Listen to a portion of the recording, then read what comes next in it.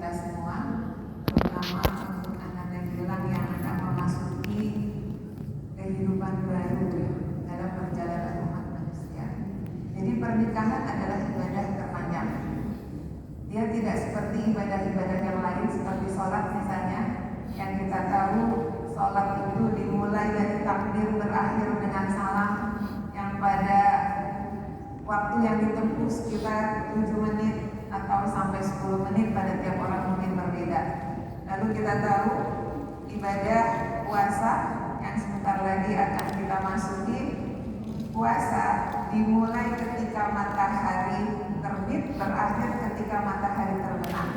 Yang pada tiap negeri mungkin menjadi berbeda waktu yang ditempuhnya. Mungkin ada 16 jam atau di belahan timur sana ya bisa mencapai 21 jam. Jadi buka puasa, tarawih langsung sholat, langsung sahur gitu ya. Lalu kita tahu juga umroh haji waktunya juga bisa diukur. Umroh dimulai dari miqat berakhir dengan tahallul. Tapi pernikahan dimulai dari ketika akad diucapkan sampai kita memenuhi apa yang Allah janjikan di dalam Al-Quran. Udkhulul jannah antum wa azwajukum tuhbarun.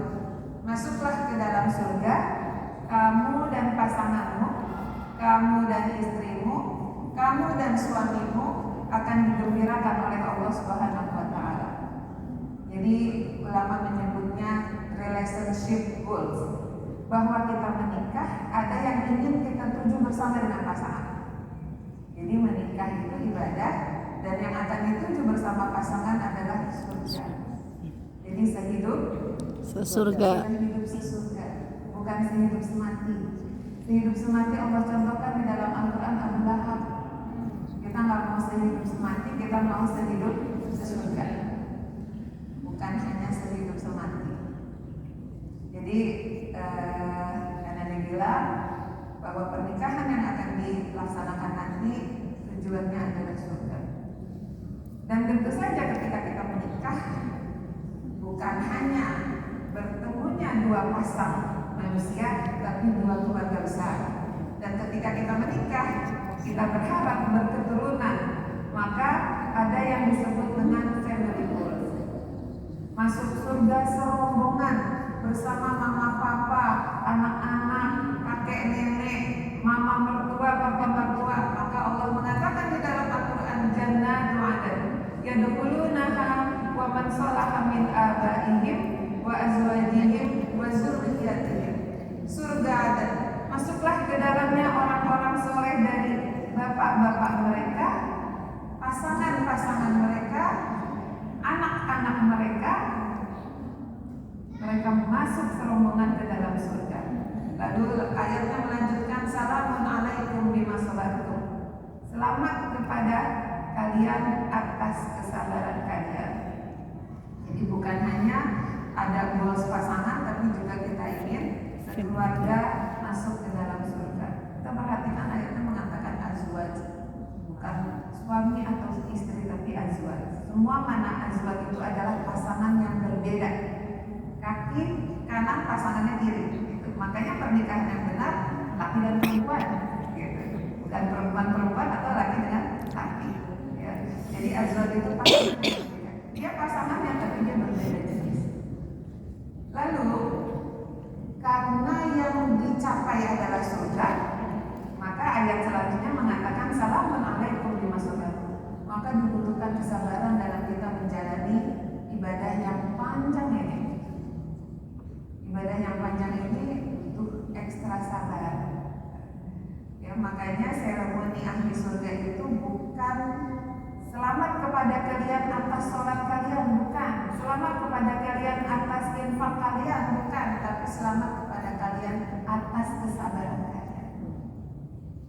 Butuh memiliki kesabaran. Yang kedua, akad pernikahan di dalam Al-Quran disebutkan sebagai mitsaqun ghalidh. Ikatan yang sangat kokoh, ikatan yang sangat kuat, ikatan yang sangat sakral, ikatan yang seharusnya tidak mudah putus, ikatan yang seharusnya tidak mudah lepas. Karena kata mitsaq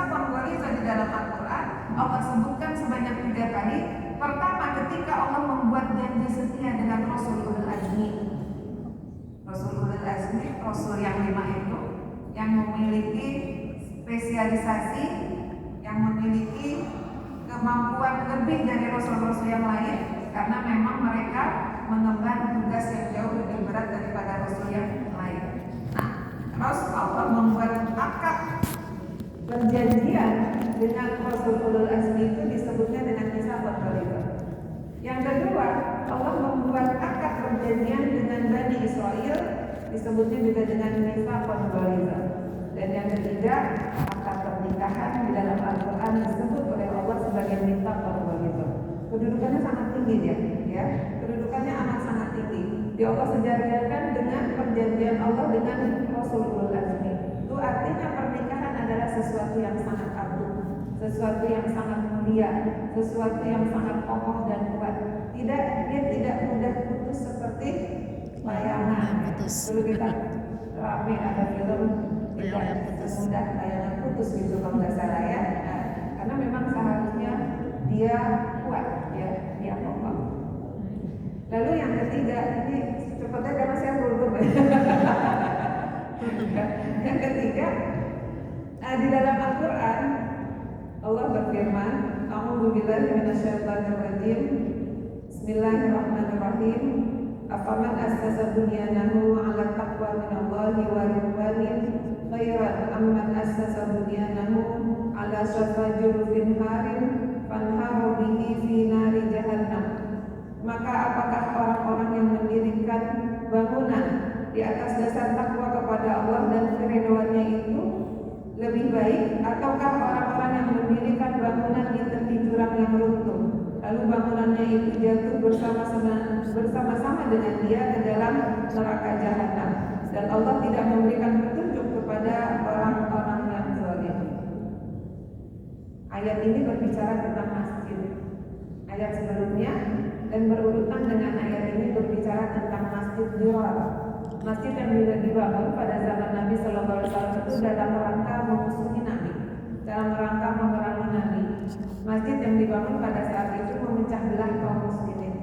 Ayatnya bicara tentang bangunan, tapi ada kaidah mengatakan al-ibrah di umumil lafaz wala bi khususis sabab. Ibrah ayat itu dari keumuman lafaznya, bukan dari kekhususan sebab turunnya. Ayat tadi sebab turunnya itu bicara tentang masjid, tapi keumuman lafaznya bicara tentang bangunan. Bangunan apa saja yang dibangun atas dasar takwa maka akan kokoh. Bangunan apa saja yang dibangun dengan fondasi iman maka akan kokoh. Termasuk kata ulama bangunan rumah tangga. Rumah tangga kita akan kuat kalau fondasinya adalah takwa. Kita belajar dari negeri seribu gempa di Jepang. Di Jepang itu tahu karena mereka memang mudah sekali terkena gempa. Makanya akhirnya mereka membangun bangunan itu dengan fondasi yang sangat kuat. Karena nanti ketemu gempa ringan, gempa sedang gitu ya. Dalam menjalani rumah tangga itu ada gempa ringan, ada gempa yang sedang gitu, ada gempa yang ada gimana gitu kan. Karena nggak ada rumah tangga yang adem nggak ada. Ya. Nanti ada anak-anak sedikit enak gitu ya. Nggak boleh ada aja. Jadi ada anak-anaknya sedikit. Nah, ketika kita membangun rumah tangga dengan fondasi iman dan takwa, bukan cuma cinta. Betul, cinta bisa kurang, bahkan cinta bisa hilang. Ya. Ini bilang kan sudah ada cinta, nah ditambah lagi dengan fondasi yang kokoh yaitu ketakwaan kepada Allah Subhanahu wa Ta'ala. Maka nanti insya Allah bangunannya akan kuat, bangunannya akan kokoh. Jadi kalau saya sering memberikan segitiga emas, di ujung ini adalah Allah, kiri kanannya adalah suami istri. Ketika suami istri, yang suami naik dekat sama Allah, istrinya juga mendekat kepada Allah, maka hubungannya juga dekat. Ketika suami dekat sama Allah, istrinya enggak, maka hubungannya jauh. Ketika istri dekat sama Allah, tapi suaminya enggak, maka pasti jauh. Tapi ketika dua-duanya jauh, hubungannya juga jauh. Ketika dua-duanya dekat kepada Allah, maka insya Allah hubungannya juga akan dekat. Maka pelekat hubungan kita dengan suami adalah Allah, agama. Insya Allah nanti bersama dengan istri sama-sama membangun ketakwaan, ketaatan kepada Allah Subhanahu wa Ta'ala. Dan terakhir, dalam satu hadis riwayat Imam Ahmad diceritakan seorang sahabat Uqail bin Abi Thalib ketika menikah, orang-orang mendoakan birrofai wal banin, semoga bahagia dan banyak anak. Doanya nggak salah sih, ya. Orang menikah mau bahagia, orang ketika menikah mau banyak keturunan. Dan bagi bangsa Arab pada saat itu, banyak anak itu satu kebanggaan yang banyak. Terus kata Uqail bin Abi Thalib, doakanlah aku sebagaimana yang diajarkan oleh Nabi Sallallahu Alaihi Wasallam. Apa doa yang diajarkan oleh Nabi Sallallahu Alaihi Wasallam? Barakallahu laka wa baraka alaika wa jama'a bainahuma fi khairin. Barakallahu laka, semoga Allah memberkahimu. Wa baraka alaika, semoga keberkahan atasmu. Wa jama'a bainahuma fi khairin, semoga Allah menghimpun kalian berdua di dalam kebaikan. Dalam bahasa Arab, laka dan alaika beda maknanya. Sayyidina Ali mengatakan ad-dahru yauman, hari-hari itu ada dua, yaumul laka wa yaumul alaika. Ada hari-hari laka yang menyenangkan, membahagiakan, kedatangan, kelimpahan, kemudahan, tawa, gitu. Itu semua laka. Wa baraka alaika, nanti ketemu namanya hari-hari yang ada sedih, ada tangis, ada kekurangan, ada kesempitan, ada kehilangan, ada kepergian. Itulah dua warna rumah tangga akan terus seperti itu. Makanya doa yang diajarkan oleh Nabi adalah doa yang sempurna dan paripurna karena mewakili semua sisi kehidupan kita. Jadi kita doakan anak dan hilang ini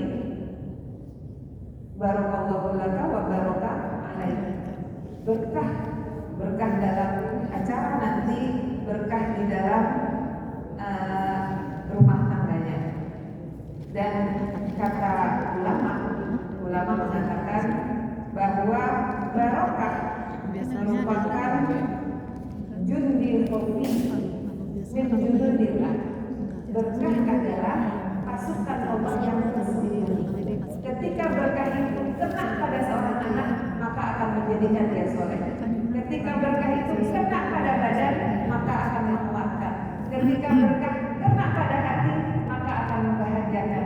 Ketika berkah kena pada seorang ibu, pada seorang istri, maka istri akan menenteramkan. Ketika berkah kena pada seorang sepasang manusia atau rumah tangga, maka Allah akan menjadikannya harmonis. Padanan harmonis di dalam Al-Quran mungkin yang lebih tepat itu adalah sakinah, mawaddah, warahmah. Ya, sakinah itu cinta yang menenangkan, mawaddah itu cinta yang menggairahkan, rahmah itu cinta yang penuh dengan kasih sayang. Jadi kita doakan Anda bilang, dan ibu kita semua nih rumah pengantin lama. Ya. Semoga rumah tangga kita itu berkah. Berkah itu mengenai kepada anak-anak kita, berkah itu mengenai kepada pasangan kita, berkah itu mengenai berkah ketika kena harta maka menjadi bertambah. Berkah ketika nempel kepada seorang pedagang pebisnis maka dia akan menjadi orang yang itulah berkah pasukan Allah yang tersembunyi. Jadi kita doakan anak bilang pernikahannya, rumah tangganya penuh dengan keberkahan. Amin. Semoga bermanfaat. Wassalamualaikum warahmatullahi wabarakatuh. Waalaikumsalam warahmatullahi wabarakatuh.